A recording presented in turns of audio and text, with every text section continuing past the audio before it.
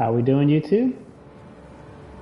Went ahead and figured I'd go through the comparison of the current locations where you can drop in that 3UZ motor. I did look into it a little bit further because I didn't know anything about the engine itself. This is a rain track, but we haven't done one in a while, and so you also understand the livery. It's from Tokyo Extreme Racer, so just kind of a shout out for that game. It's one of those games that if you played it and loved it, you miss it because there's nothing like it. But anyway, the 3UZ is a engine that Toyota was using up until around 2006. So this car, it is a V8. The FE is not ferrous. It's not iron. It does not stand for that. It's an aluminum block, aluminum heads. So I don't know what the FE stands for, but it has nothing to do with FE on the periodic table. This car before the swap has a V6 that allows for a supercharger. I'm wearing the Toyota Crown. And then after the swap, it is this V8. So it's a good upgrade for this car. Now on the Tundra is using a 3UR instead of the 3UZ from the factory. And same type of thing. It has a supercharger if you use the factory motor and a turbo on this variant. Nice and easily get around this corner.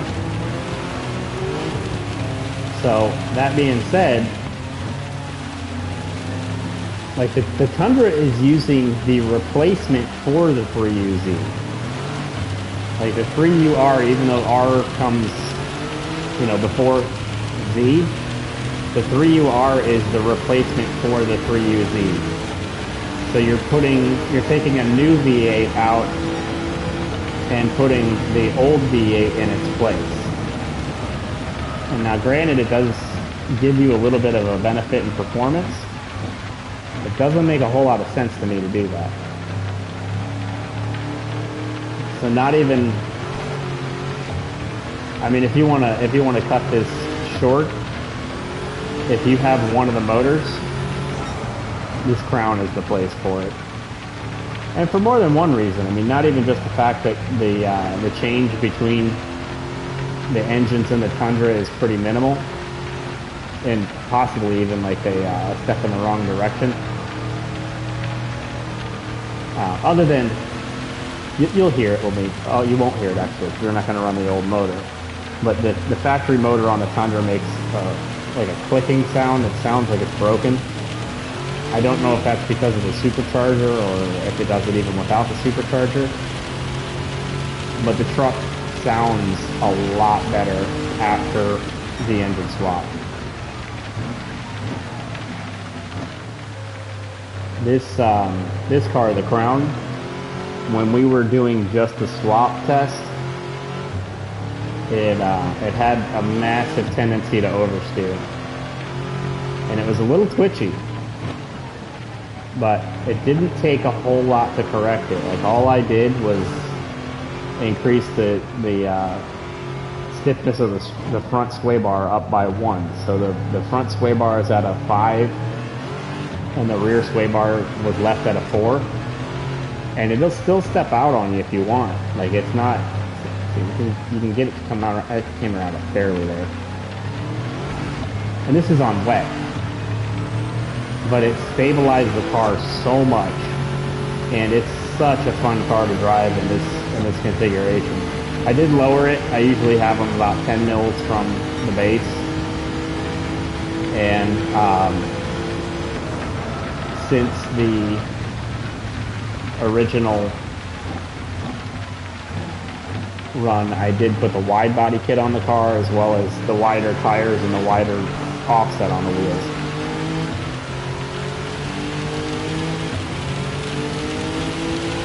But this car is surprisingly fun to drive.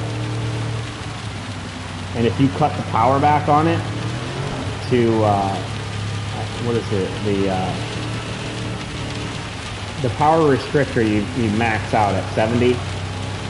Take the ECU and drop that to 87. And then take the, add 19 pounds to it, or 19 kilograms, 19 kilograms, and then shift the weight 1 to the back. It puts it exactly at 700. And that's with the suspension setup I just talked about as well. And it makes this car a freaking blast to drive around. What is that, Le Mans? The 30-minute race.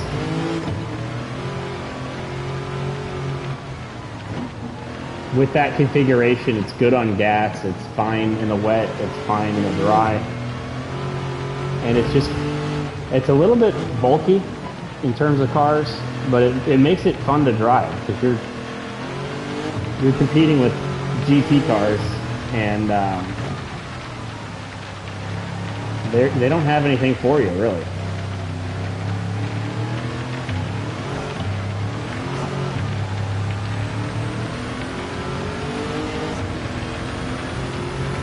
So we're at a 205 right now. Let's see if we can improve that on this last stretch.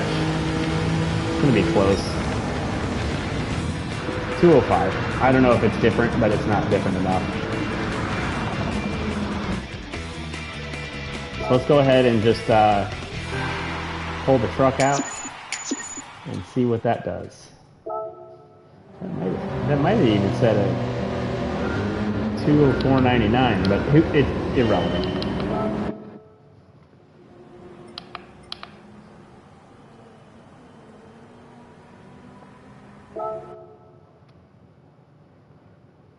$205 is what we're looking for. Honestly, I mean, no matter what the result of this second run, if you've got one motor, so we added the wide body to this as well. We changed the settings similar. Come on now. Oh, I'm hitting circle, sorry.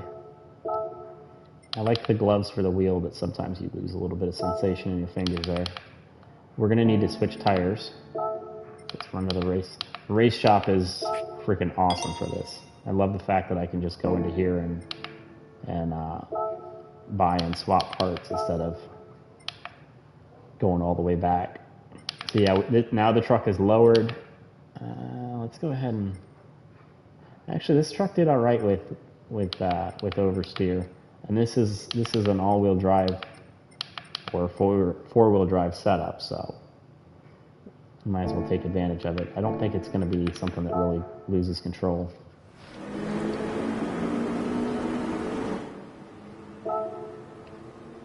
You should still have plenty for these cars.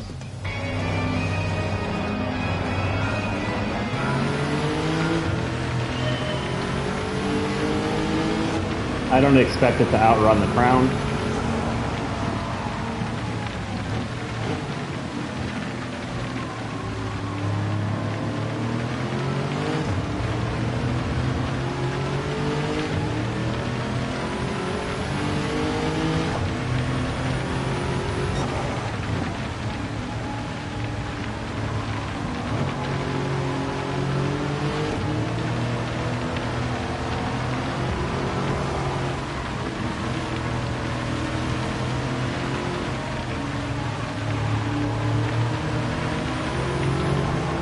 But all-wheel drive is definitely helping.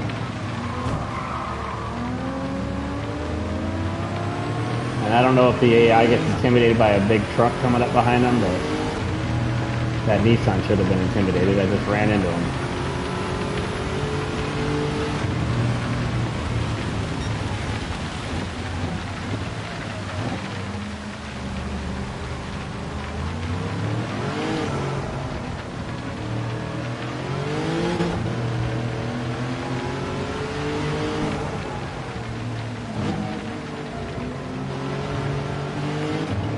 I saw a livery that someone made of the truck to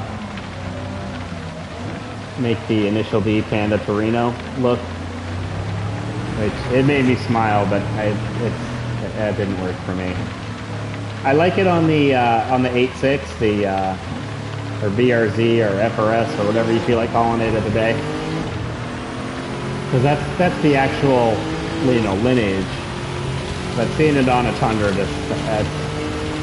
I saw what they were doing, but not for me.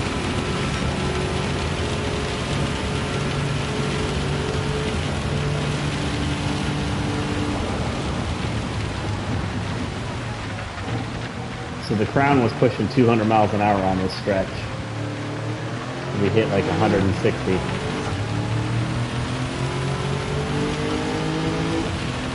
It's almost like this is a massively overweight pickup running on a racetrack against supercars. I mean, not all. The NSX. The NSX is out here. The Skylines, I think I saw a couple of them. I mean, we also have the old Corolla. And you can love them, but they're not fast cars.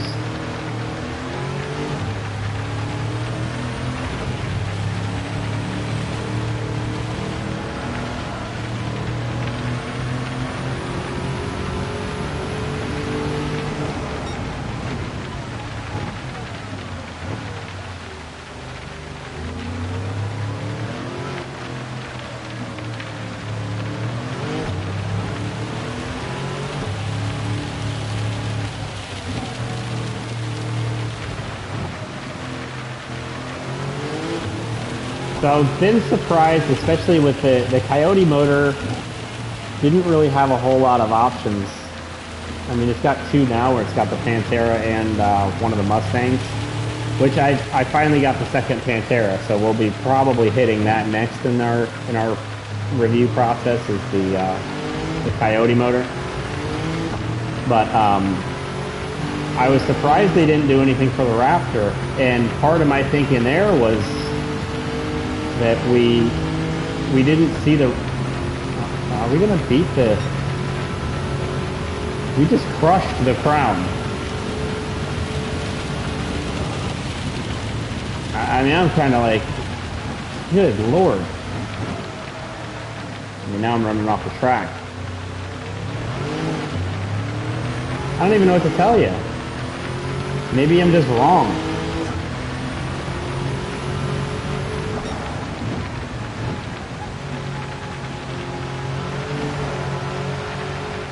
It's got to be because of the wet.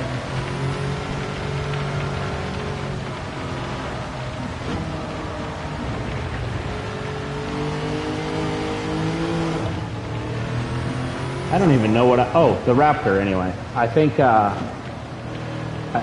think I don't know which version of the Raptor we're using, but I think they went to a 6-cylinder out of the Ford GT anyway.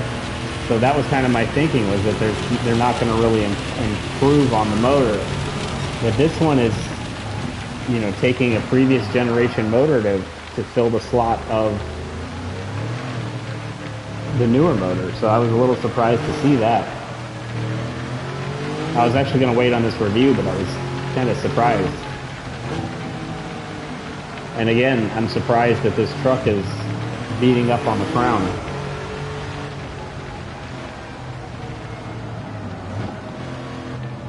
We're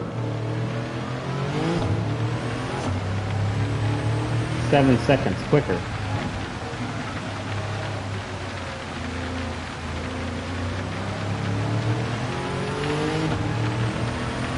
Seven seconds quicker and slower on the straights.